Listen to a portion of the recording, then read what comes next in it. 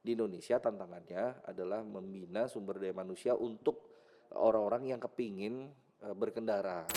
Sebelum kita turun ke jalan, sudah siapkah kita, sudah benarkah kompetensi kita? Kita itu jauh sebelum ada pandemi COVID yang kemarin, krisis inilah, krisis itulah.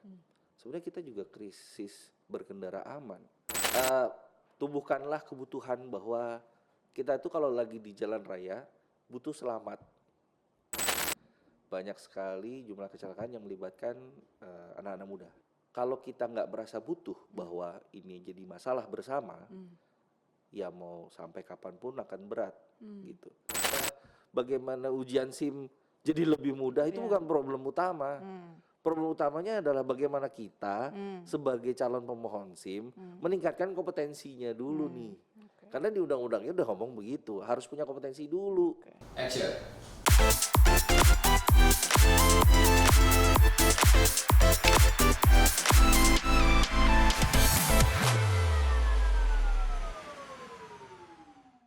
Obrigado, obrolan rileks gado-gado. Saya Poppy Senduk, jumpa lagi di podcast Obrigado. Selamat tahun baru. Kali ini kami menghadirkan seorang tamu yang dikenal sebagai instruktur profesional di bidang road safety. Kenapa kita mengangkat tentang road safety? Bahasa Indonesianya adalah keselamatan berkendara. Saya melihat topik ini ternyata bertahan sebagai PR. Ya, entah di negara lain, saya rasa di seluruh dunia ya. Tapi di Indonesia, terutama di kota-kota besar,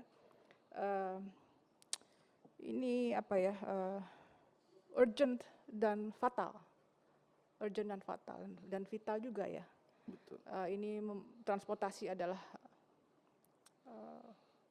bagian dari kehidupan setiap manusia setiap hari, dan dilema-dilema, polemik-polemik yang terus menghiasi layar-layar kita, yaitu tentang kecelakaan, tentang pelanggaran lalu lintas, itu seperti lama-lama menjadi sebuah hal yang normal, padahal seharusnya tidak seperti itu.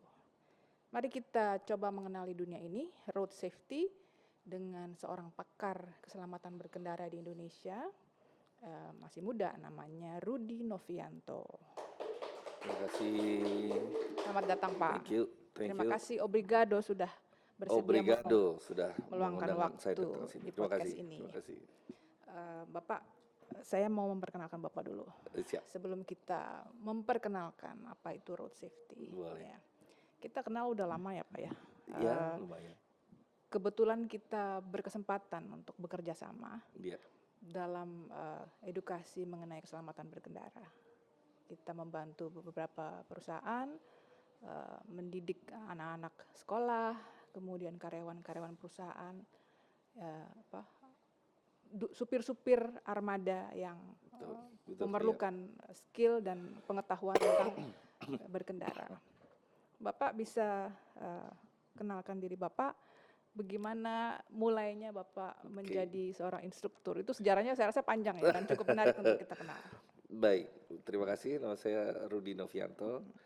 Untuk karir profesional di bidang road safety atau katanya jabatannya adalah atau profesinya adalah instruktur defensive driving lah gitu ya. Okay. Tapi intinya adalah bagaimana kita membahas tentang ya si road safety-nya. Kalau road safety-nya itu mungkin cakupan yang lebih besar ya. Tapi instruktur atau profesi seperti saya ini kaitannya tentang bagaimana memberikan pemahaman kepada baik masyarakat umum ataupun dari kalangan-kalangan industrial ya, artinya karyawan di perusahaan-perusahaan untuk tetap menggunakan pola dan teknik berkendara yang menjunjung tinggi keselamatan berkendara. Karena kita tahu ya, banyak kecelakaan-kecelakaan di Indonesia, ratusan ribu jumlahnya, dan puluhan ribu orang yang meninggal tiap tahunnya di Indonesia, yang kaitannya tentang kecelakaan lalu lintas. Sehingga memang ada pergerakan baik dari sisi pemerintah maupun dari kalangan swasta untuk melakukan kegiatan pelatihan seperti ini. Makanya terus muncul profesi seperti saya gitu. Ini sudah lama Pak maksudnya? Oh sudah puluhan tahun ya kalau di Indonesia ya? Sih ya ada beberapa Jadi inisiasinya sudah berjalan lama ya? Sudah ada perusahaan training justru malah seperti perusahaan yang memang fokusnya ke dunia pelatihan berkendara. Berkendara aman ini sudah dari awal 90-an itu ada sih gitu. Dan kenapa jatuhnya juga memilih profesi seperti ini? Ya dulunya secara mungkin nggak langsung ya pernah ikut di komunitas otomotif gitu. Apa roda 2, roda 4? Awalnya sih roda 2 gitu ya, roda 2. Kemudian sebelum masuk ada ya masih zaman jahiliyah ya. Akhirnya mengalami kecelakaan lalu lintas apa ya menyalahgunakan powernya motor ya yang kita punya berkendara dengan tidak bertanggung jawab, kecelakaan nih. Nah setelah sembuh, setelah beberapa bulan kaki tidak bisa berfungsi dengan baik, akhirnya terus sempat masuk ke komunitas otomotif yang kayaknya cukup concern nih di bidang keselamatannya gitu. Jadi nggak cuma sekedar kumpul-kumpul, tapi mereka juga memfasilitasi gitu kegiatan-kegiatan safety nih, diundang sama brandnya juga dan lain sebagainya. Habis itu kenalan sama orang yang sudah duluan berprofesi seperti ini. Dan terus kok ada ya gitu profesi seperti ini dan industrinya juga ada gitu, ada perusahaannya yang khusus bergerak di bidang pelatihan berkendara aman. Ya udah akhirnya tambah kenalan dan setelah soul searching gitu ya, kok saya ngerasa ini kayak jadi panggilan gitu. Saya coba masuk sana, awalnya juga cuman untuk ya bantu-bantu di bidang marketingannya karena dulunya saya dari sekolahnya, kuliahnya sampai awal-awal profesi itu di bidang branding, marketing gitu. Terus banting setir nih akhirnya sekian belas tahun yang lalu. Ya 14 tahun lebih yang lalu lah kurang lebihnya. Akhirnya dari tadi branding, marketing, terus kok kelihatannya lebih punya panggilan ke arah sana. Jadilah. Entah difasilitasi juga oleh senior-seniornya, bosnya. Akhirnya jadilah ikut program training, jadi instruktur dan akhirnya sampai sekarang ya? Sampai sekarang. Oke. Sehari-hari sekarang kesibukannya apa, Pak? Saya bekerja di sebuah perusahaan yang bergerak di bidang road safety juga. Jadi masih fokus ke situ ya, masih. 100% berdedikasi ke situ ya? Betul. Jadi meskipun ini kesannya, ada yang bilang kok dikomersialisasikan ya, bidang keselamatan yang harusnya menjadi pergerakan sosial. Cuman memang kita memenuhi kebutuhan untuk pelatihan yang memang muncul dari perusahaan-perusahaan gitu. Karena kebanyakan memang dari sisi perusahaan-perusahaan inilah yang punya melek lebih dulu gitu ya, atau establish atau memang sudah punya sistem manajemen transportasi ataupun keselamatan berkendara yang baik. Masuk di dalam health and safety ya itu biasanya. Betul. Jadi HSE kaitannya ke occupational health and safety-nya untuk transportasi lah gitu. Nah, akhirnya memang terus jadi banyak perusahaan-perusahaan yang membutuhkan pelatihan-pelatihan sini. Salah satu tujuannya adalah untuk menekan angka kecelakaan yang pastinya juga merugikan perusahaannya, baik dari sisi intangible seperti citra perusahaan, sampai juga masalah yang lebih tangible seperti kerugian material ya. Nah, itu bisa ditekan. Ya itu kurang lebih makanya kita berprofesi sebagai instruktur di bidang ini ya gitu. Road safety itu sebenarnya definisinya apa secara umum, secara singkat? Baik, ini mungkin jadi takutnya malah tambah membingungkan ya. Orang ada yang bilang safety driving, safety riding, defensive driving gitu ya. Safety driving ada yang bilang ini sebelum berkendara gimana kita mengecek kendaraannya supaya safe, tidak ada kondisi yang substandar, semuanya kondisi aman. Tapi nanti begitu nyetir di jalan harus defensif, pengemudian antisipatif gitu ya. Terminologi ini memang banyak ada di Indonesia. Tapi kalau kita bicara soal road safety, tadi yang defensive driving segala macam itu bagian dari program keselamatan berkendara. Karena kalau di kami yang menjadi titik fokus itu ada 3. Yang pertama adalah manusianya, Oke. driver kah atau siapapun yang di balik kemudi. Oke. Ini kompetensinya seperti apa, pengetahuan, keterampilan, perilakunya itu menjadi topik bahasan untuk melakukan kegiatan pengemudian yang aman. Ini manusianya. Oke. Terus kemudian yang kedua adalah mesinnya, ya mobilnya, Ya. kendaraan. Nah, itu secara apa namanya inspeksi keselamatan dalam kondisi yang baik atau tidak, mobilnya itu siap atau tidak, kayak gitu-gitu. Kemudian juga mungkin bisa ditambah dengan teknologi-teknologi terkini. Ya seperti kalau di dunia otomotif yang kita kenal sekarang banyak produsen mobil yang sudah melakukan fitur-fitur tambahan fitur keselamatan di mobil ya, advanced driving assistance system lah, atau safety sense, apalah banyak merek-merek di luar sana. Itu untuk di mesinnya. Yang ketiga kita di sebenarnya di manajemen ya. Kalau di manajemen kita karena memang fokusnya ke dunia komersial. Manajemen ini artinya juga kita punya mulai dari kebijakan bagaimana si perusahaan ini mempersepsikan keselamatan berkendaranya harus seperti apa. Karyawan-karyawannya harus memiliki standar operating procedure yang sesuai dengan arahan dari perusahaan. Itu dari sistem manajemennya. Kalau misalkan dikaitkan ke mungkin non komersial atau non perusahaan, ya dari kebijakan-kebijakan misalkan ke pemerintahan, mungkin juga bisa kita bantu tentang bagaimana membuat kebijakan-kebijakan di lokal di pemerintah daerah yang kaitannya tentang keselamatan berkendara gitu. Karena tetap saja kan harus apa ya? Berangkat dari mereka ya sebenarnya ya. Salah satunya. Mestinya. Ya karena governing bodinya ya, memang karena yang punya kuasanya dalam mengatur ya mulai dari traffic management system kah, mulai dari bagaimana itu infrastrukturnya, ya betul sekali. Nah, jadi sebenarnya berkaitan sih. Memang sekarang kami fokusnya hanya ke dunia komersialnya ya untuk memenuhi kebutuhan perusahaan-perusahaan di luar sana. Oke, keselamatan berkendara ini dekat di hati saya Pak, karena saya juga punya pengalaman yang tidak baik ya. Adik saya meninggal dalam kecelakaan mobil yang sangat-sangat bisa dihindari. Turut guru kamu kemarin. Itu juga yang membuat saya bukan hanya passionate tapi dedicated di dunia ini gitu. Dan saya mengajak untuk lebih banyak orang peduli terhadap keselamatan berkendara.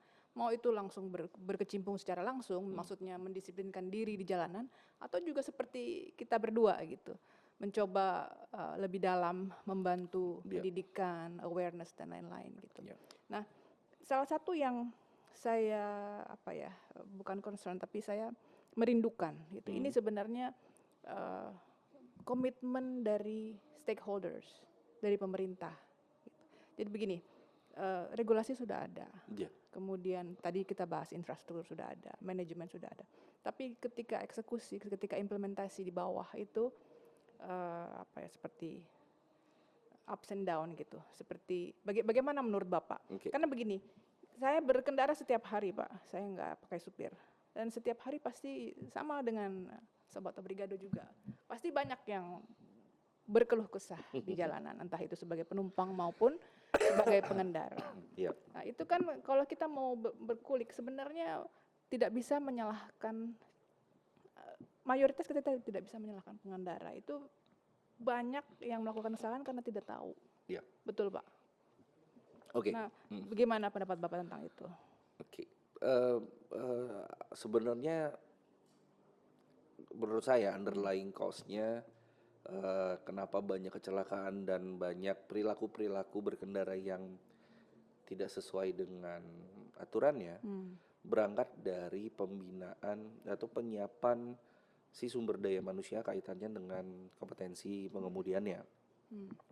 Bukan berarti ini saya pengen membandingkan dengan negara lain ya. Tapi negara-negara yang memang sudah punya manajemen yang baik kaitannya tentang transportasi dan siapa yang berkendara, yang berhak mengemudikan kendaraan, di negara-negara yang sudah berkembang itu mempersiapkan sumber daya manusianya itu dari sejak dini. Dari TK ya semuanya ya? Bisa dari Cara TK, nyebrang jalan, ya apa itu semua. yang simpel-simpel lah ya. Tapi kalau kita lihat dari dunia pendidikannya dari SMA lah, karena memang Oke. persiapan kan mau Sebelum menyetir nih mendapatkan gitu. Ya, lisensi ya. di sekolah-sekolahnya ya bisa di search lah negara-negara mana yang memiliki kapabilitas seperti ini. Itu sudah ada sistemnya, dipersiapkan dari pendidikan dasarnya, bagaimana tentang peraturan mengemudi sampai ke prakteknya, sampai kalau mau memang membuat SIM itu diakomodasi oleh sistem pendidikan atasnya di SMA-nya. Setelah itu baru ada jenjang-jenjang lain ketika mau melakukan misalkan mengambil SIM SIM gitu A, ya. SIM B, SIM Ya, C. gitu ada Oke. ininya ya di negara mungkin di Eropa seperti Inggris mungkin awalannya ada learners permit sekian bulan, terus nanti dia upgrade apalah segala macam. Ada yang nggak ujuk-ujuk terus bener-bener validitas SIM seperti di sekarang ini kita ada gitu ya.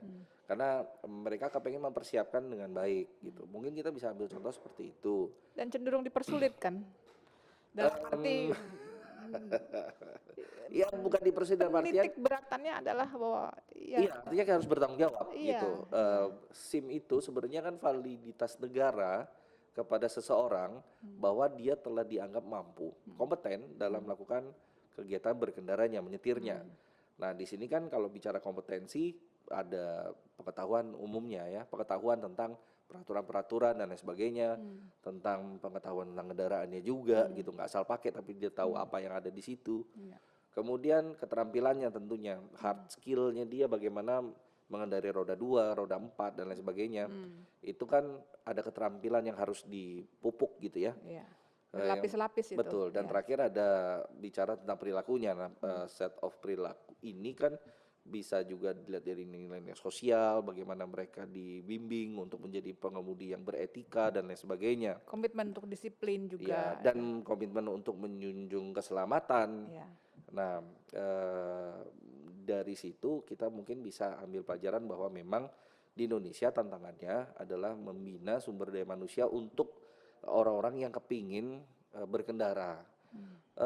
Kita sih mungkin bisa tanda kutip berbahagia hati akses kepada kendaraan itu mudah ya untuk belajar naik motor, naik mobil gitu mudah dalam artian yang seharusnya nggak semudah Tidak ini gitu semestinya ya. seperti itu. Ya. Artinya saking mudahnya jadi menganggap enteng bahwa itu tuh mesin loh. Ya.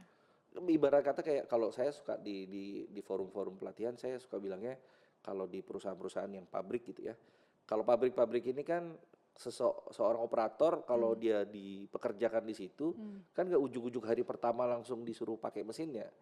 Harus ada trainingnya dulu. Iya. Cara pakai mesinnya supaya bagus hasilnya, supaya juga tidak mencelakai dirinya, nggak terluka dan lain sebagainya. Nah, lalu apa bedanya dengan mesin mobil dengan mesin motor? Kekuatannya melebihi kekuatan manusia. Iya. Kemudian kalau dilakukan secara tidak bertanggung jawab akan mencelakai dirinya atau bahkan mencelakai orang lain. Iya. Ini perihal nyawa ya. Betul. Iya. Nah, itu yang harus menjadi pemikiran bahwa sebelum kita turun ke jalan, sudah siapkah kita, sudah benarkah kompetensi kita? Yang ada kan sekarang mungkin orang tua ngajar anaknya ya. Iya. Kakak ngajar adiknya gitu untuk belajar. Sekolah mengemudi itu kan ada ya banyak, tapi kan banyak orang tanda kutip juga jadinya tujuannya lain gitu ke sana. Tidak mempersiapkan sumber daya manusianya saja, tapi ada kebutuhan-kebutuhan lain yang dia incar di hasil akhirnya nih gitu kan. Nah, tapi kan sekolah pengemudinya itu kan saya yakin muncul karena kepingin juga marilah belajar menyetir yang baik gitu. Itu salah satunya. Nah, begitu kondisinya banyak masyarakat kita menyepelekan kan jadinya sumber daya manusianya berkualitas untuk pengemudian artinya kualitasnya seperti itu. Iya. Bapak ngajar anak belum tentu bapaknya juga benar pengajarannya gitu ya. Kompetensi bapaknya sendiri juga belum tentu benar. Lalu juga sebenarnya undang-undang kita di 2009 nomor 22 itu sudah terakomodasi dengan baik. Siapapun yang ingin mendapatkan SIM, calon pemohon SIM, itu harus memiliki kompetensi mengemudi yang diambil dari lembaga pelatihan. Intinya sih memang sudah disiapkan nih. Kalau mau ngambil SIM ya belajar dulu ya, gitu. Persiapkan dirinya dulu ya. Nanti persiapkan mobilnya segala macam, bagian dari sebuah ekosistem lah. Tapi kalau untuk ambil SIM ya itu persiapkan dulu pengetahuannya, keterampilannya, baru habis itu memohon SIM. Gitu. Lalu kalau dari kepolisian lihat bahwa oh ya ini udah pantas nih, oh ya udah bagus nih, ya baru dikasih. Kita Meskipun ya tahu sendiri lah bagaimana prosesnya, tapi intinya sebenarnya harusnya niatnya kan seperti itu juga lah ya. Kita berharap para stakeholders lebih lebih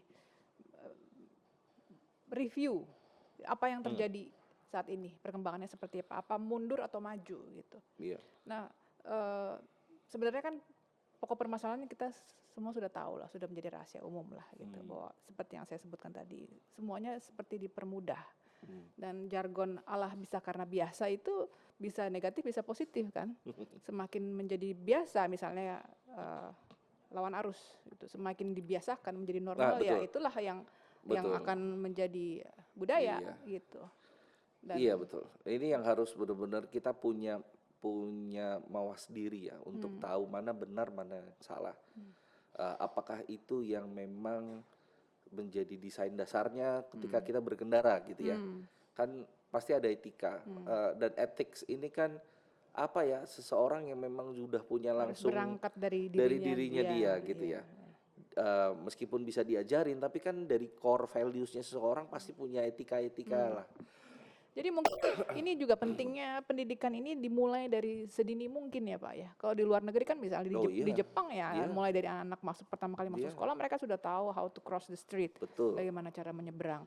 Itu kan sebenarnya mengajarkan mereka memahami konsep bahwa public road itu apa, jalan umum itu apa, betul, persis siapa yang berhak menggunakannya, dan haknya itu apa aja, kewajibannya apa aja, seperti itu kan sebenarnya. Kalau dari kecil sudah terbiasa memahami konsep itu, lama-lama tanggung jawabnya sendiri akan terbentuk. SMP, nanti SMA apply SIM. Orang ketika menjadi orang tua tidak dengan mudahnya memberikan kendaraan kepada anak.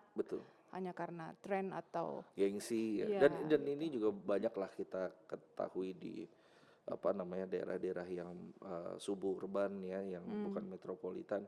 Ya walaupun di metropolitan juga banyak, tapi intinya gini, masih banyak orang-orang yang menyepelekan proses pengemudian seperti tadi saya bilang, bahwa dia bisa belajar naik motor, bapak ibunya bangga gitu. Padahal ya ini anaknya belum capable, belum bisa melakukan tindakan yang seharusnya dia lakukan kalau dia naik motor nih. Pola pikirnya belum nyampe, keterampilannya belum ada, apalagi perilaku ya, belum diajarkan oleh orang tuanya. Sehingga ya yang kita lihat kalau di jalan anak kecil bawa motor nggak lama kecelakaan. Atau orang tua atau yang mungkin sempat beberapa tahun yang lalu, mungkin udah 10 tahun yang lalu kali ya atau belum, yang salah satu anak musisi terkenal di Indonesia kecelakaan di Jagorawi. Seingat saya dia masih dalam posisi belum memiliki SIM ya, karena umurnya belum cukup. Seingat saya, mungkin koreksi kalau saya salah. Tapi bukan itu sih sebenarnya jadi faktor penyebab ya, atau faktor utama. Tapi ketika seingat saya dia melakukan proses berkendaranya kan ada abnormalitinya, dia berkendara jauh melebihi kecepatan yang ditentukan, yang diperbolehkan. Memang mobilnya juga canggih ya, mobilnya juga kuat, powerful gitu ya. Tapi bukan berarti juga harus dilakukan seperti itu. Dan sayangnya kejadiannya seperti yang kita ketahui bersama, kecelakaan dan melibatkan hilangnya nyawa orang lain gitu ya. Nah, yang seperti ini kan memang kebetulan aja kelihatan jadi high profile karena melibatkan orang-orang tertentu lah ya, public figure. Tapi di luar sana di daerah mana lah saya yakin juga ada Setiap hari seperti iya, ini iya, gitu. iya. Nah, makanya ini jadi PR besar sebenarnya. Kalau dibilang saya dulu sempat ngomong lah, sebenarnya kita itu jauh sebelum ada pandemi COVID yang kemarin, Hmm, krisis inilah, krisis itulah. hmm. Sebenarnya kita juga krisis berkendara aman. Iya, iya, Sekian puluh ribu orang meninggal tiap tahunnya di Indonesia. iya, Cek di BPS, iya. di Iya, pusat statistik kita itu puluhan ribu orang loh, gitu meninggal tiap tahunnya. Ratusan ribu jumlah kecelakaan. Mungkin ini yang terdata. hmm. Bagaimana yang di Tidak terdata, pelosok-pelosok gitu, iya, yang tidak terdata. iya. Dan jumlah orang meninggal itu jauh melebihi apa namanya kejadian-kejadian yang spesial ya unik kayak kemarin nah pandemi lah segala macam. Pandemi 2 tahun 3 tahun sekian puluh ribu orang ya banyak memang Iya, iya. ratusan ribu orang. Tapi dari 10 15 tahun 20 tahun yang lalu jumlah orang kecelakaan di Indonesia juga banyak gitu. Diakumulasi juga jadi ratusan ribu orang juga kan. Jadi sebenarnya kita nih mundur ya di dalam hal keselamatan berkendara Masih ini banyak kita nih tantangan yang mundur. perlu diinikan lah ya. Iya, iya. Masih Oleh karenanya kita perlu angkat ini terus Pak. Kita mungkin bisa jadikan ini edukasi nanti secara lebih terstruktur gitu. Ya. Kalau tidak salah itu kuartal ketiga tahun lalu itu yang saya dapat datanya dari kepolisian ini ya 155.000 kecelakaan ya di dalam tahun kemarin ya. Ya. 3 kuartal itu 40%-nya pelajar Pak gitu. Jadi kita bisa asumsikan itu mereka yang belum punya SIM misalnya. Bisa jadi. Atau pelajar kan biasanya sebelum 17-18 tahun ya. Ini kan suatu hal yang memprihatinkan. Betul. Gitu. Kalau bisa kita mengajak stakeholders untuk mereview kembali gitu, apakah mereka sepakat dengan kita bahwa keselamatan berkendara ini adalah bukan hanya jalan di tempat, tapi ternyata mundur begitu. Nah, Bapak sebagai pelaku punya ini apa? Kira-kira pandangan apa? Apa yang harus dimulai sekarang gitu? Baik, khususnya Kita ini berbicara kepada stakeholder betul. ya Pak, memohon dengan hormat. Ya, nah kalau kita bicara stakeholder tidak hanya masalah government ya, berarti seluruh lapisan masyarakat nih. Iya. Untuk siapapun yang nonton, Sobat Obrigado siapapun yang nonton. Tumbuhkanlah kebutuhan bahwa kita itu kalau lagi di jalan raya butuh selamat. Karena tadi faktanya banyak sekali jumlah kecelakaan. Banyak sekali jumlah kecelakaan yang melibatkan anak-anak muda. Gitu ya. Artinya ada sesuatu yang harus dirubah nih segera gitu. Kalau kita nggak merasa butuh bahwa ini jadi masalah bersama, ya mau sampai kapanpun akan berat gitu. Kalau saya kemarin coba hitung-hitung aja dari 14 tahun saya mengajar misalkan, katakanlah aja paling banyak rata-rata 1.000 orang aja misalkan per tahun saya ketemu sama 1.000 orang. Hanya 14.000 orang berbanding berapa juta orang yang punya SIM di Jakarta. Dan itu terus tumbuh. Marketnya terus tumbuh. Gitu kan. Jumlah kendaraan yang Jumlah diproduksi, yang terus tumbuh. terjual itu fantastis Betul, angkanya betul. Artinya butuh kerjasama di semua pihak. Dan kerjasama ini bisa terjadi kalau semua orang punya kebutuhan untuk ngakuin yang pertama kita punya problem. Kita punya problem, ngakuin dulu. That's the start. Iya. Kalau kita nggak ngaku bahwa ya kita punya problem masalah berkendara, bahwa baik-baik aja, kecelakaan hanya faktor takdir. Biasa. Gitu. Iya kan. Salah satu yang saya tidak suka adalah kecelakaan di jalanan tuh reaksinya tuh biasa aja. Beda kalau ada pesawat jatuh gitu kan. Oh iya. Padahal ini sama-sama menyangkut nyawa gitu. 1 atau 100 itu ya nyawa yang hilang gitu. Betul. Nah itu harus kita harus berpikir bahwa oke, kita punya problem. Kemudian bagaimana cara menyelesaikan problemnya. Nah, mulai dari yang paling mudah dari keluarga dulu, yang paling kecil. Karena mudah untuk dikontrol dalam artian ya. Orang tua memberikan pengetahuan kepada mungkin suami kepada istri, kemudian para anak-anaknya. Minimal kalau misalkan mau berkendara harus pastikan memang dibolehkan. Kayak anak kecil belum boleh naik motor ya berarti belum nyetir gitu ya. Kalau misalkan naik motor ya pakai helm deh gitu ya. Nah ini mungkin tapi juga saya yakin pasti akan ada irisan-irisan masalah sosial di mana oh ya saya kan kalau naik motor nggak bertiga nggak bisa, karena anak cuma satu nih misalkan, saya tinggal di rumah, kalau saya harus bekerja berdua, istri harus kemana, anak mau dititipin dulu ke rumah mertua atau segala macam, tetap harus naik motor bertiga. Iya, itu gimana Pak? Ya memang ini tantangan sosial yang memang terjadi ya. Bu, Nggak kita ada resep khusus yang kalau kita bilang nggak boleh, masyarakat juga pasti akan bilang, ya ini kan saya nggak bisa berbuat apa-apa. tapi kalau kita melihat dari kacamata hukum ya, dari hitam Ya, putih itu ya yang tidak boleh ya tidak boleh betul, gitu. Dan betul. kenapa tidak dibolehkan itu kan ada Ada alasannya yang alasannya, kuat gitu. betul. Untuk keselamatan yang bersangkutan Persis. sendiri kan. Makanya itu tadi saya bilang, kalau kita belum merasa butuh selamat, mau kayak gimana peraturannya, pasti Oke, ditentang. Oke. Berarti membangun persepsi itu dari unit yang paling kecil ya, sama Iya, seperti aspek pendidikan yang lain ya, pendidikan agama, pendidikan akademis, betul, sosial dan lain-lain. betul. Jadi kebutuhan untuk selamat sampai di tujuan, kemudian tanggung jawab ketika menggunakan jalan umum dan lain-lain itu dari unit yang paling Dari kecil kecil. ya, dari Iya. keluarga ya. Makanya juga mempersepsikan bahwa berkendara itu butuh tanggung jawab. Hmm. Kalau kita naik motor berdua terus jadi bertiga, harus dipikirin konsekuensinya nih. Ya maaf kata, kita tahu lah rahasia umum. Kalau lagi berjalan bertiga, belum tentu ketemu polisi kok. Ya. Iya. Belum tentu diberi bukti pelanggaran, bukti tilang, Belum tentu ketangkap lah. belum tentu Iya. ketangkap. Tapi kan target utamanya bukan masalah ditangkap nggak ditangkap ya, Iya. tapi memastikan bahwa kalau kita berkendara itu dalam konteks pertama ya pastilah sebenarnya ya taat hukum.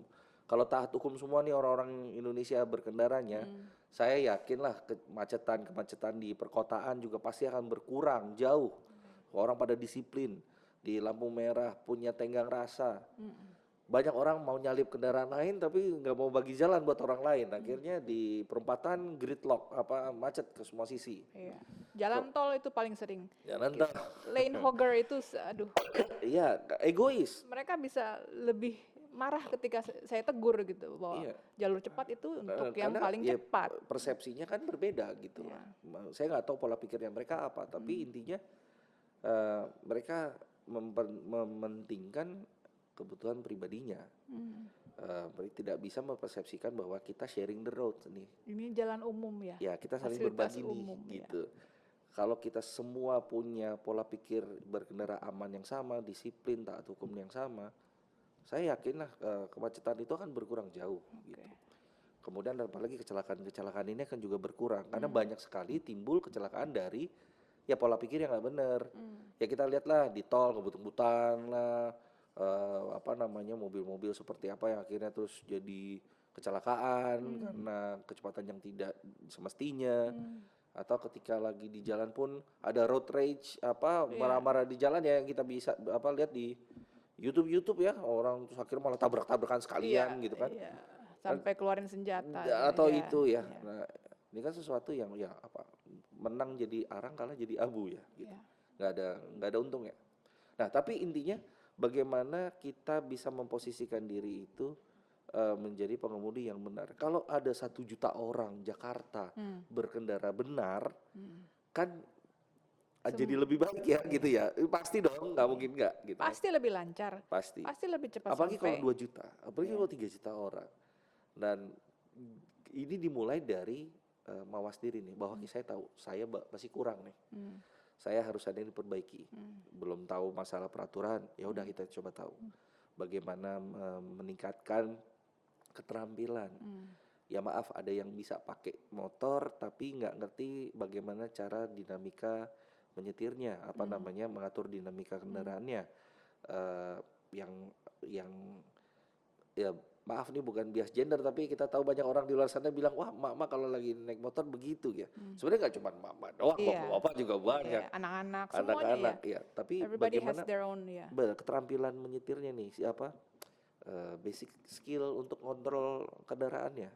Ya. Habis itu baru kita bina tentang bagaimana tata perilakunya. Ya beretika, nggak egois tadi, tenggang rasa, kita sharing the roads,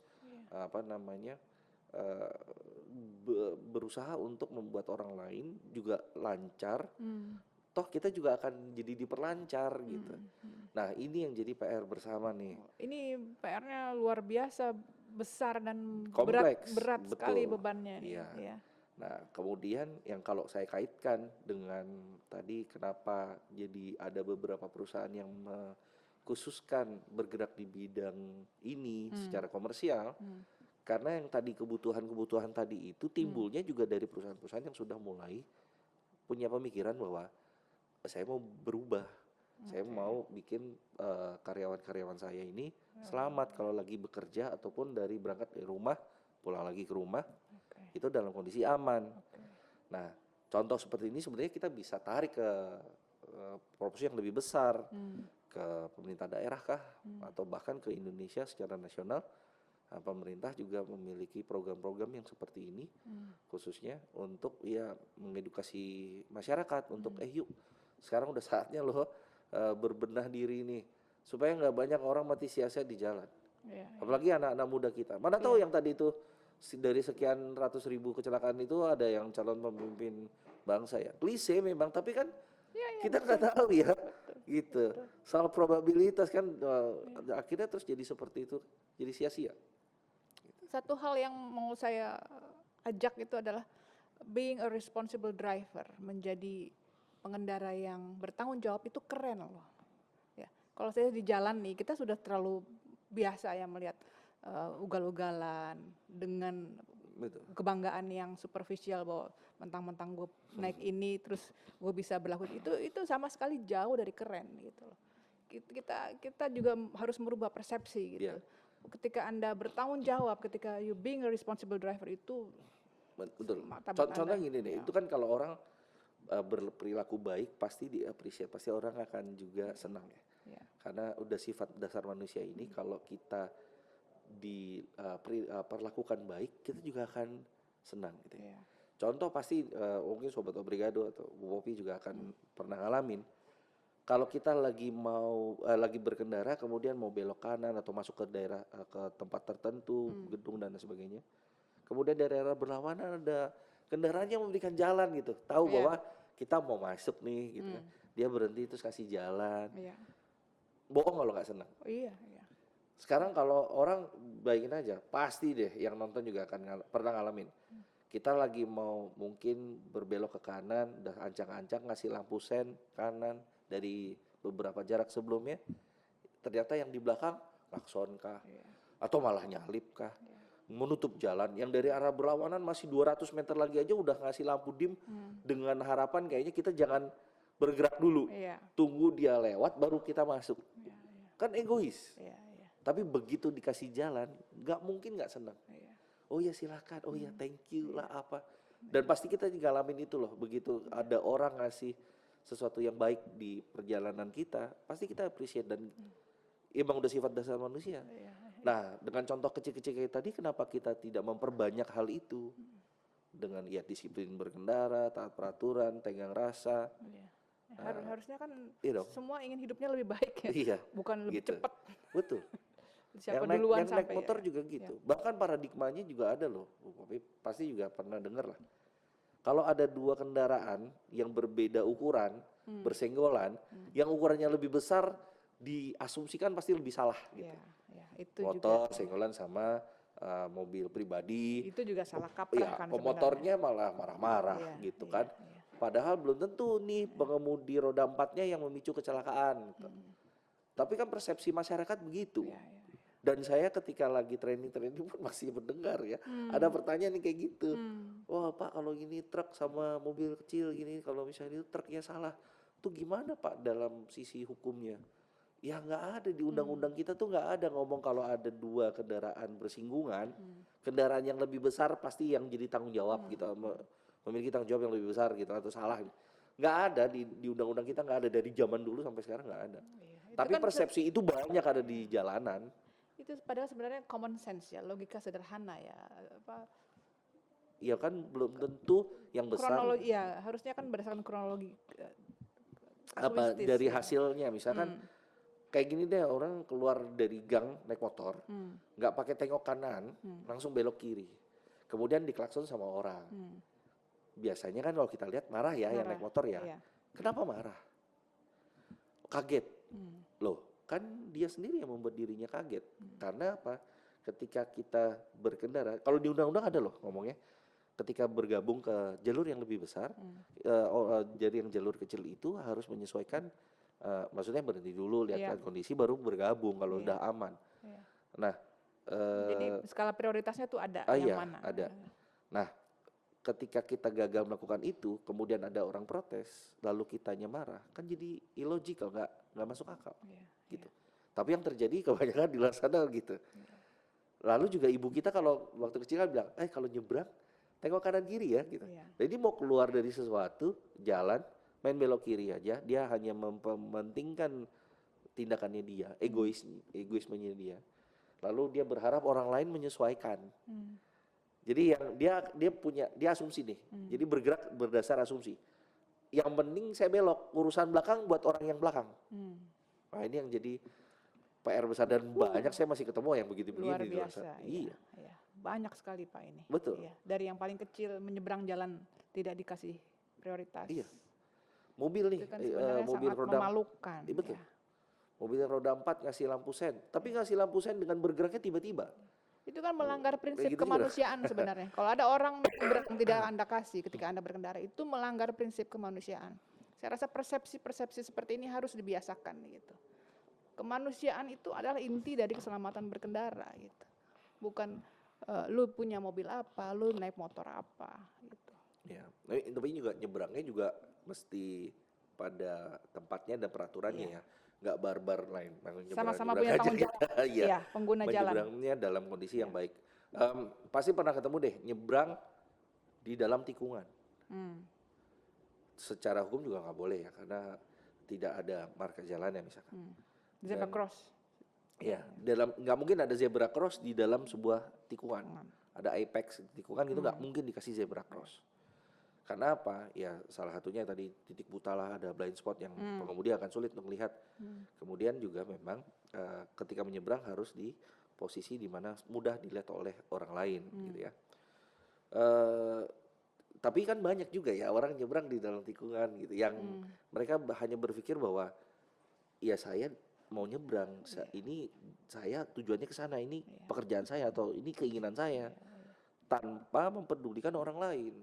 Dengan gitu. Justifikasinya sendiri ya. Betul. Nah, ini yang jadi permasalahan yang perlu kita sama-sama benahi dalam proses berkendara di dalam sebuah sistem ya jalanan lah ya, makanya jadi ngomongnya jadi road safety nih gitu. Oke. Ya, dalam keseharian kita bisa bilang jutaan masalah yang harus dibenahi ya Pak ya. Dan urgent ini saya rasa. Ya. Sangat-sangat urgent. Kita mau bikin nanti program-program selanjutnya yang membahas lebih terstruktur. Apa sih itu keselamatan berkendara? Supaya Sobat Obrigado juga bisa memandang dari sudut pandang kita bahwa ini adalah sangat penting, sangat urgent. Dan kita juga bisa membantu stakeholders dalam arti pemegang kepentingan ya, membantu mulai dari pemerintah yang paling tinggi sampai di jalan, supaya kita sama-sama bisa menikmati keselamatan berkendara ini. Nah, sebagai pelaku Bapak ya, Bapak kan sudah lebih dari 10 tahun ya. Ini pelaku terus nih di dalam pendidikan keselamatan berkendara ini, kita kan intinya adalah menaikkan skill si pengendara, memperbaiki kompetensi, memperluas awareness, kemudian apalagi Pak.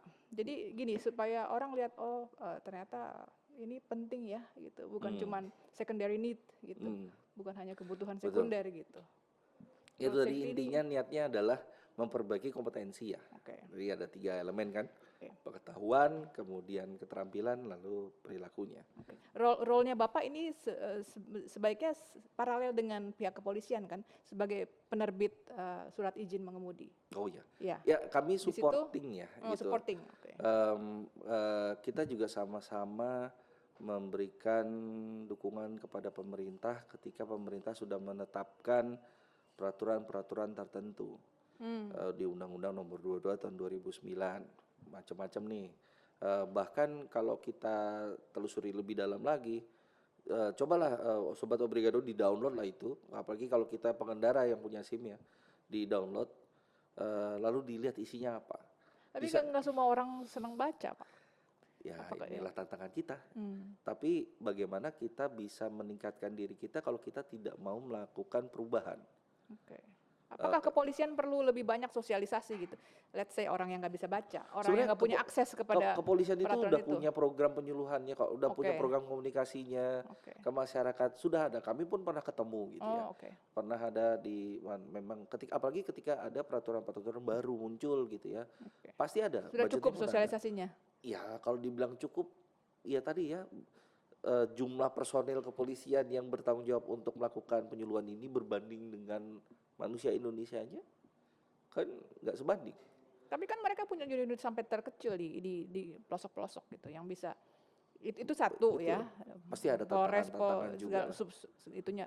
Pasti tetap Kemudian masih ada ketika tantangan. menerbitkan surat izin itu sendiri kan bukannya sebaiknya dipastikan juga, at least they read the. Oh iya, itulah makanya kita dari sisi yang Ujiannya ini sebenarnya seperti apa? oke. Ujian Kalau- surat mengemudi. Iya, sekarang katanya sudah ada izin. perubahan ya. Mungkin dari sisi yang praktek yang kita tahu kemarin lah ya berubah.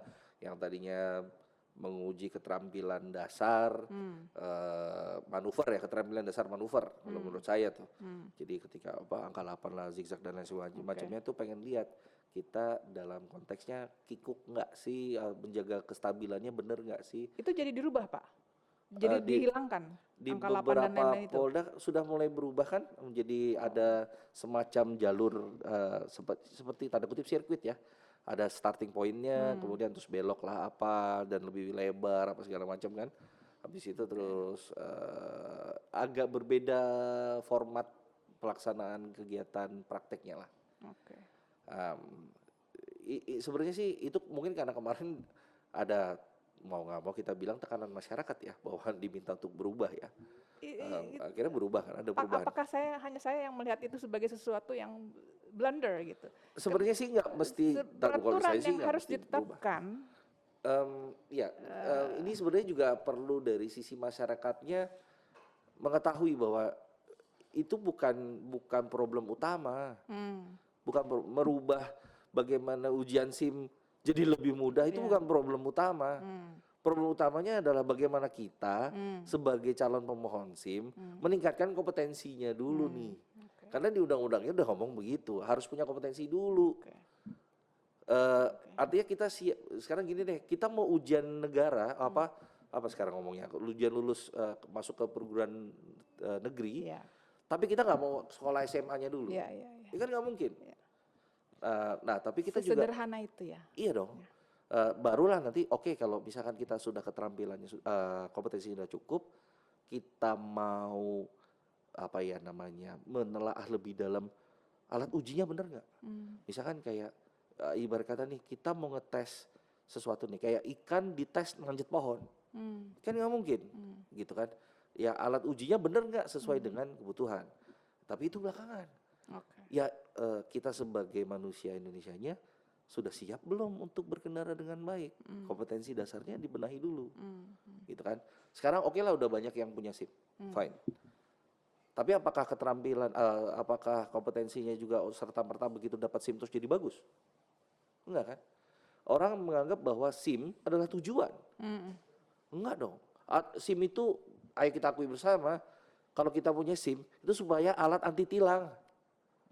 Kalau kita lagi nyetir nih di jalanan, kemudian ada razia kepolisian, kita punya SIM, surat-surat lengkap, kan biar nggak ditilang dong, kita memenuhi itu. Tapi akhirnya terus jadi orang punya persepsi, pokoknya saya kalau punya motor, punya mobil, gimana cara deh, pokoknya ada SIM nih. Sebagaimana caranya saya harus punya SIM. Biar apa? Saya nggak keluar uang kalau saya ditilang, harus bayar denda ke pengadilan dan sebagainya macam. Bukan itu dong tujuan utamanya.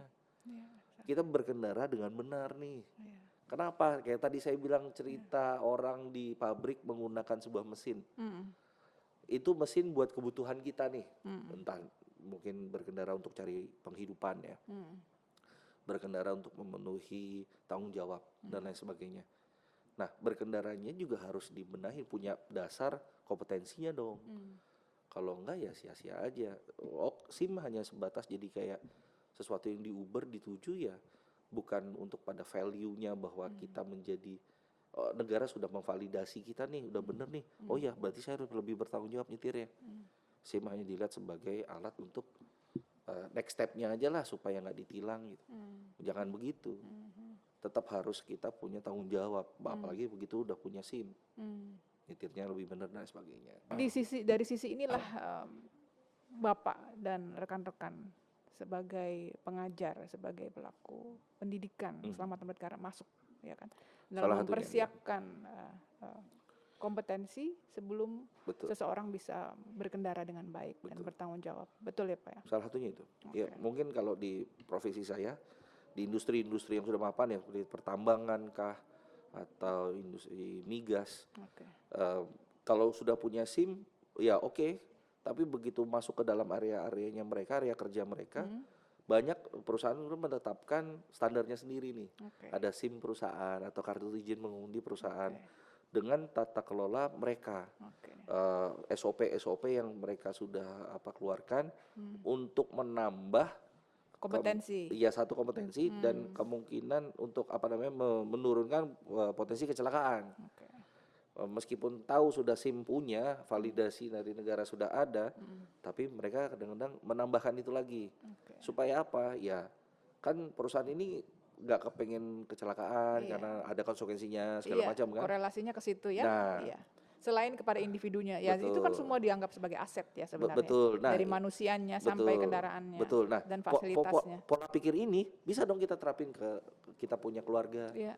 Atau misalkan saja ada pemerintah daerah, wali kota atau gubernur yang memiliki pemahaman, ini agak lebih penting nih. Jadi misalkan warga-warga sini kalau mau SIM apa gimana, difasilitasi ada penyuluhan tentang keamanan berkendara ke SMA misalkan, ke yang tadi Bu Popi bilang bahwa dengan kepolisian bekerja sama, kemudian ada penyuluhan seperti ini ke masyarakat, baik yang sudah punya SIM atau yang mau mengajukan diri untuk mendapatkan SIM.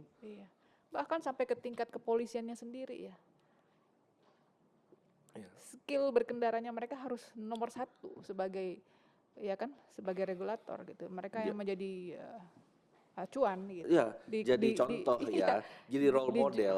Di jalanan ketika Anda sebagai penegak hukum ya dalam urusan keselamatan berkendara ya Anda yang harus terbaik skillnya, pengetahuannya ya kan. Kompetensinya. Jadi mengajarkan dengan memberi contoh gitu kan ya. Lead by example. Salah satunya. Kerjasama dengan kepolisian sering Pak? Enggak juga dalam ranah yang biasanya kalau dalam konteks seperti ini dipadukannya ketika ada sebuah pergerakan tertentu, mungkin dari brand-brand tertentu yang sedang melakukan kegiatan sosial gitu ya, CSR, lalu ada permintaan untuk mensinergikan, ada kepolisian, lalu ada dari sisi kami sebagai profesional di bidang road safety gitu ya, karena bapak kepolisian nanti kan punya ranah tersendiri, kami punya kacamata sendiri, itu kaitannya walaupun tidak kontra ya, nggak tetap tujuannya satu, bahwa kita kepengen semua orang lebih selamat kalau berkendara gitu. Tapi akan sangat indah ya kalau bisa diajak terus ya, maksudnya kerjasama ini jadi harmonis gitu dari segala lini. Pasti. Profesional educators kemudian dengan regulator pasti jadi lebih efektif ya ininya program-programnya. Oke. Jadi kita melihat pentingnya keselamatan berkendara ini sangat urgent dan kalau bisa lebih banyak orang yang mendapatkan kesempatan untuk tadi meningkatkan kompetensi itu selain belajar mobil misalnya, mengendarai mobil sebelum SIM, itu bagaimana menurut Bapak? Kalau di perusahaan kan tadi sudah jelas ya, karena mereka memang sudah punya programnya sendiri, mereka sudah punya rencana-rencana sendiri. Nah di luar itu, yang lebih umum, masyarakat umum, kita harus mengajak mereka untuk gimana melihat pentingnya ini bagaimana? Jangan cuma misalnya belajar naik mobil sebelum ambil SIM udah kelar. Tapi sebenarnya kan ada perlu pengetahuan tentang kendaraan, pemahaman tentang manajemen transportasi. Itu bagaimana? Role-nya. Nah, ini kayak gini nih, channel media kayak begini nih yang sebenarnya jadi membantu kita untuk menyadarkan masyarakat nih. Tadi udah ada salah satu saya singgung sebagai pengemudi kita juga harus tahu nih rules yang mengatur kita. Ada undang-undang nomor 22 tahun 2009. Ya. Kemudian ada kaitannya tentang tadi meningkatkan kompetensi. Caranya apa sih? Keterampilan tadi segala macam. Banyak loh channel-channel komunikasi seperti ini, media-media seperti ini yang memberikan pengetahuan-pengetahuan tentang ini mungkin dari yang paling dasar ya. Kalau kayak mau parkir kayak gimana teknik berkendaranya. Kalau sambil lagi jalan biar kita mengerti seluk-beluk kendaraannya seperti apa. Ada Ada channel-channel yang genangan air. bisa jadi seperti itu. In case of accident, Iya. bagaimana bereaksi dan lain-lain Betul. itu. Nah, intinya sebenarnya bahwa kita butuh untuk melengkapi diri kita nih dengan informasi yang tepat. Ini kan tidak didapatkan ketika ujian SIM kan? Nggak ada sih. Ya memang bukan Tidak tujuannya. tidak sedalam itu kan? Iya. Maksudnya kalau di peraturan, kalau SIM ujian tentang peraturan lalu lintas ya itu kan memang sudah DNA-nya ya kita harus tahu gitu kan. Tapi ada sisi lain misalkan bagaimana tentang Skill-skill yang lebih pengemudian spesifik ya? antisipatif. Itu nggak dijelaskan, artinya tidak jadi ranah yang diujikan belum saat ini.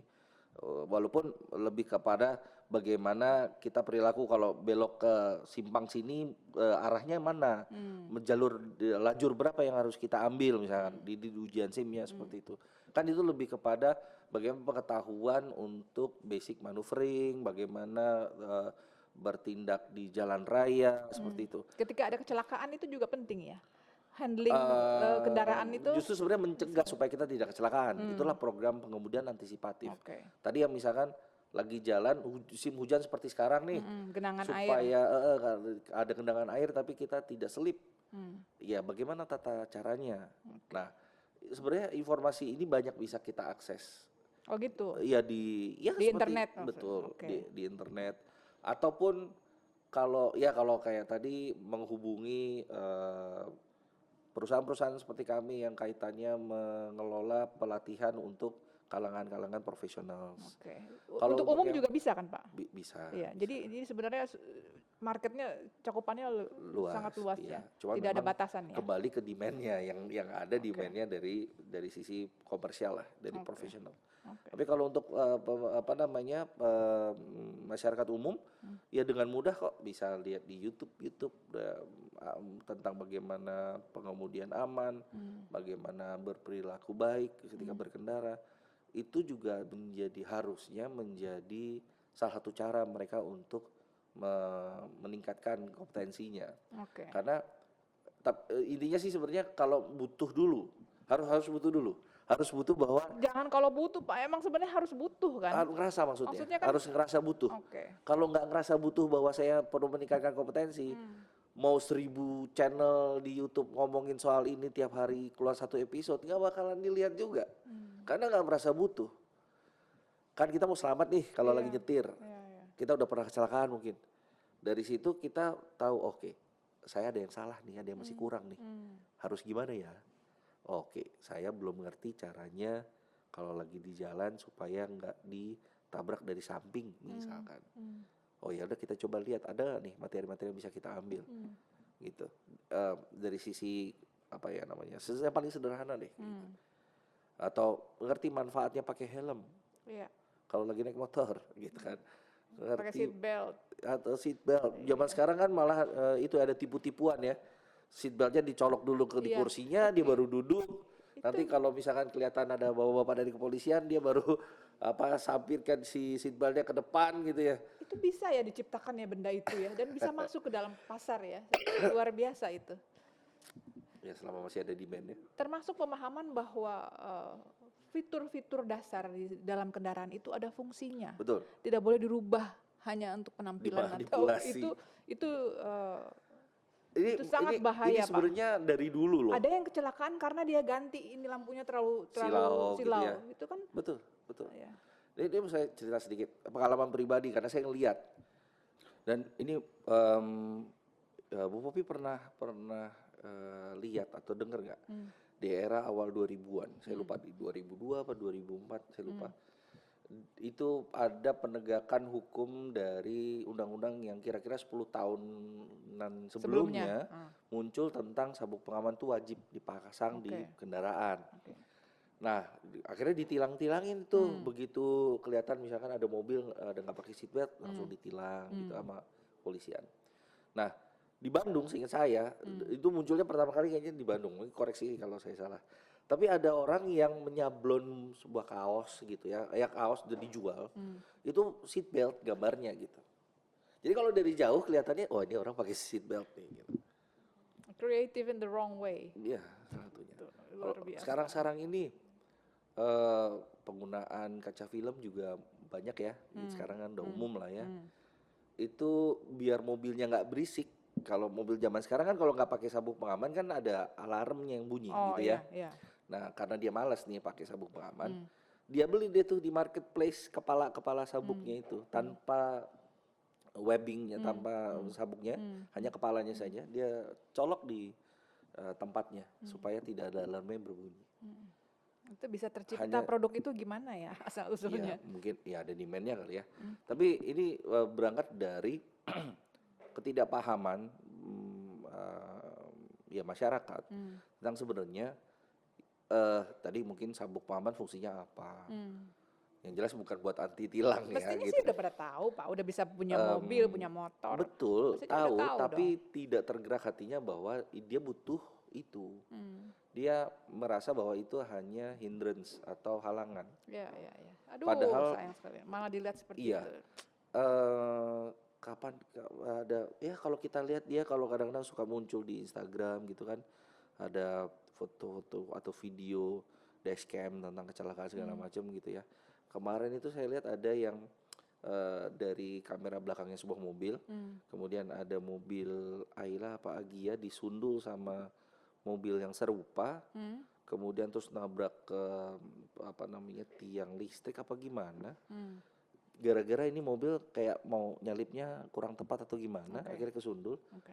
Yang tersundul ini yang jalannya tadinya baik-baik aja, akhirnya terus keluar jalur, Aduh. kena ke tiang listrik atau gimana, apa pohon apa gimana, meninggal. Karena actionnya orang lain Ya, ya ya, ya, gitu. ya, ya, ya.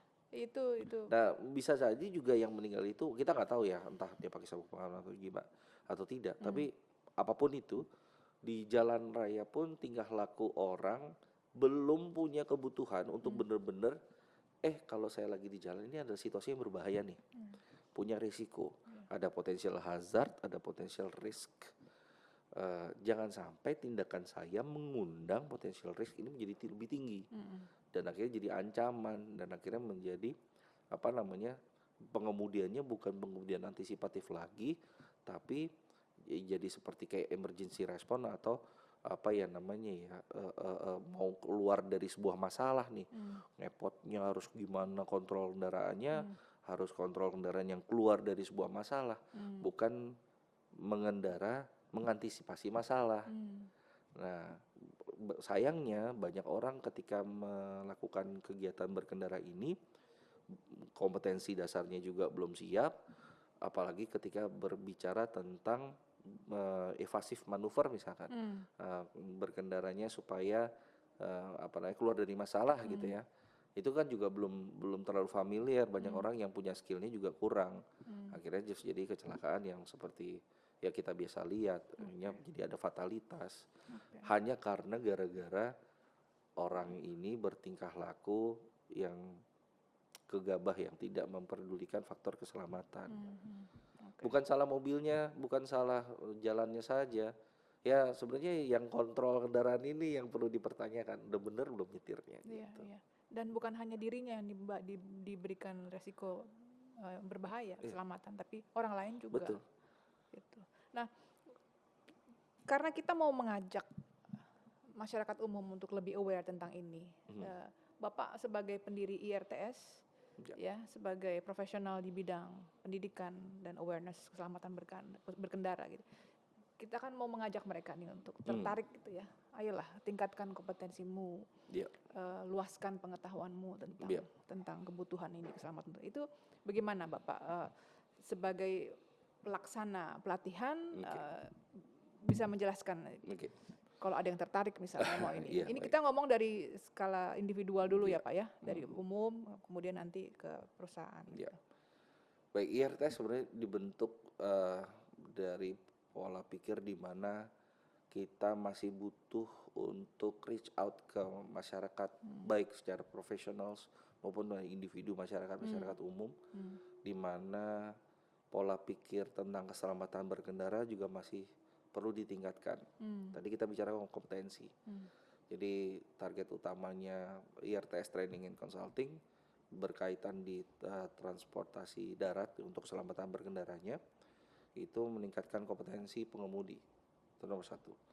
Bagaimana seorang pengemudi entah mudah punya SIM atau ketika mau bikin SIM itu memiliki tadi pola pengetahuan yang benar, keterampilan pengemudian yang baik, lalu perilaku yang tepat, yaitu pastinya perilaku menjunjung tinggi masalah keselamatan berkendara, mengutamakan keselamatan berkendara. Itu dari sisi manusianya. Kemudian dari sisi manajemennya, di manajerial perusahaan, karena kita ya salah satu target utamanya adalah ke perusahaan-perusahaan kan. Jadi baik perusahaan-perusahaan yang sudah establish untuk program road safety-nya atau perusahaan-perusahaan yang sedang ingin membangun. Karena begitu mereka tersadar bahwa ada yang bisa kita perbaiki nih dari sisi program keselamatan berkendara. Karena secara langsung atau tidak pasti akan punya hubungan ke bisnis, ke bottom line, untuk ruginya perusahaan. Kalau perusahaan banyak kecelakaan ya pasti banyak ruginya lah.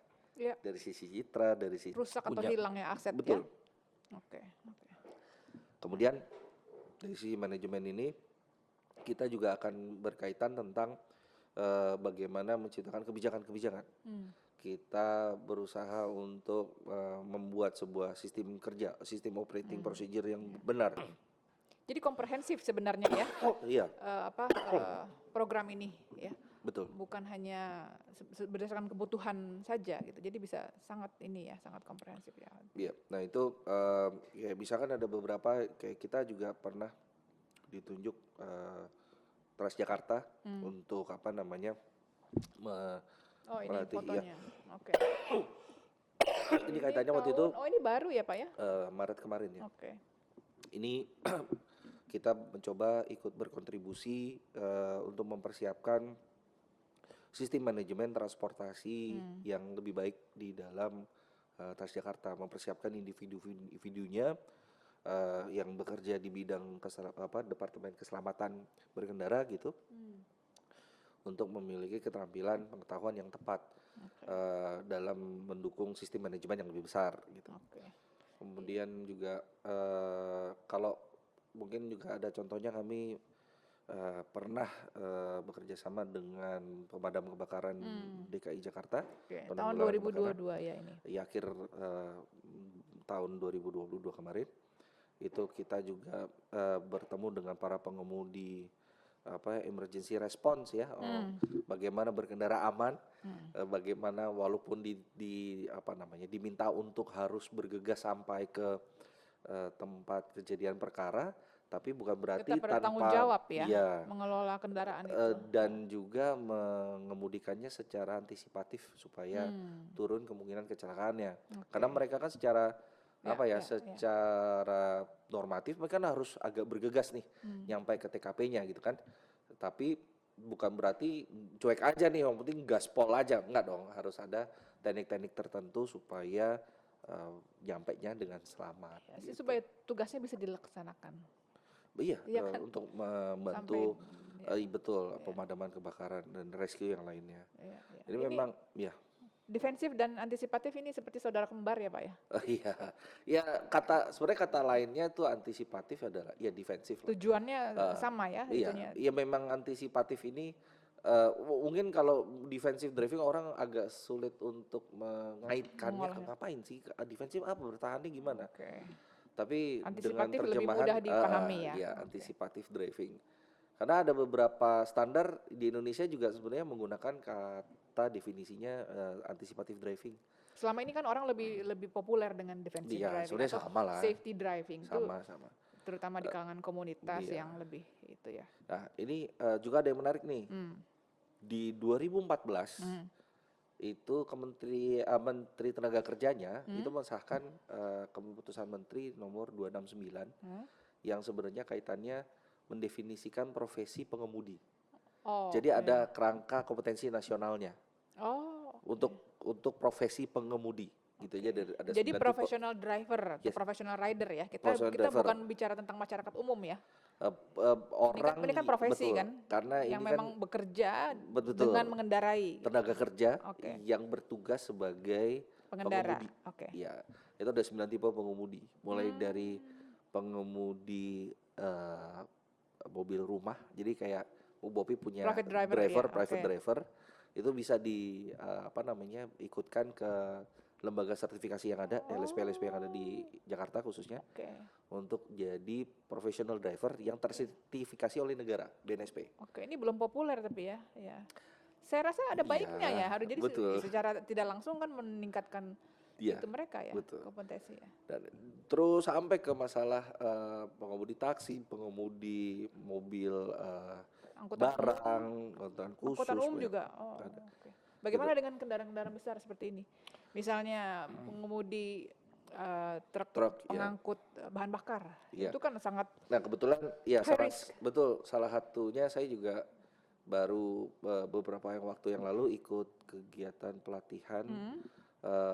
dari Kementerian Perhubungan untuk instruktur dangerous goods. Nah ya. Jadi ya kita kebetulan telah melampaui programnya, tinggal tunggu sertifikatnya keluar. Oke.